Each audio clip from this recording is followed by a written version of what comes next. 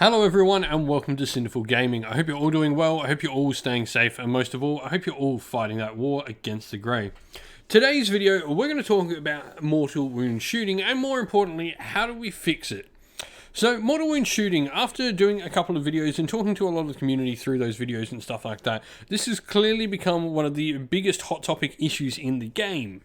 Now, mortal wounds are already really prevalent in Warhammer Age of Sigmar 3rd edition now. And a big issue with that is that their prevalence seems to be on shooting units. Now, shooting is already maybe an issue in of itself in Warhammer Age of Sigmar at the moment. In a game which I think personally it should be a combat style game, it is a fantasy game, sword and board is where it's at for me. We do see a bunch of shooting units really becoming quite dominant within the meta, and armies that do shooting generally perform better than those that do not. That is not to say it's always the case, but it's definitely something to have a look at, that heavy reliance on some shooting units doing some good work is a core part of some of the top armies in the game. Now, mortal wound shooting is a very heavy, prevalent thing in the game, and for me, it is probably one of the things I like least about the game at the moment. I personally do not think any unit should have mortal wound shooting, or at least should not have mortal wound shooting on their hit rolls, and we'll talk about all of this in the video in maybe our ideas to fix mortal wound shooting within the game. I'd love to hear everyone else's opinions and thoughts on this. I understand maybe this is some people's armies, and I play some of these armies. I have a Stormcast army that has mortal wound shooting, I have a Daughters of Cain army that has mortal wound shooting, and I have an Illuminator Realmlords army that has mortal wound shooting. So I understand that these maybe are good units. However, I also have shooting armies as well, like my Caradron Overlords, that focus on shooting without relying on mortal wounds, which makes the game a lot better. Mortal wounds used to be this really rare thing within the game, and they're now so prevalent on so many different units and war scrolls, I feel their oversaturation within the game is definitely hurting the game more than giving more to it. So let's talk about what I propose for my fixes for mortal wound shooting, and I'd love to hear everyone else's opinions.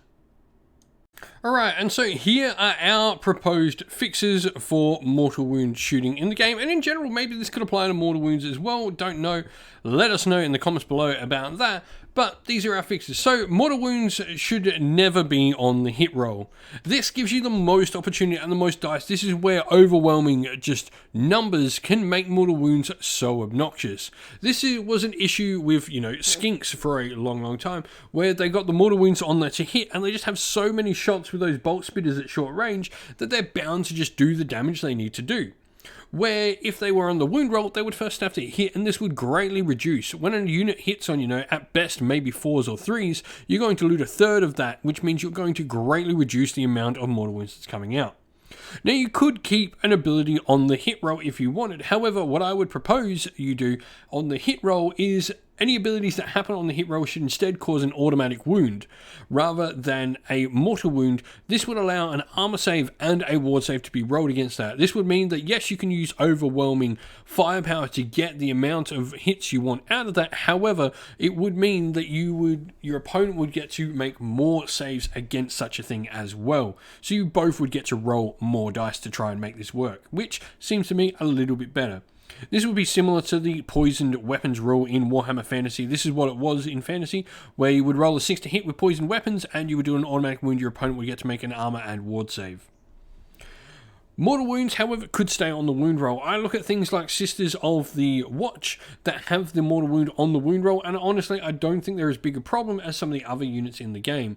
The fact that they need to get hit bonuses and all that on them to really make them work, to get as much through as possible to make those mortal wounds happen, is definitely a benefit to them, and it makes them much more fun, I would say, to play against than units that do it on the hit roll.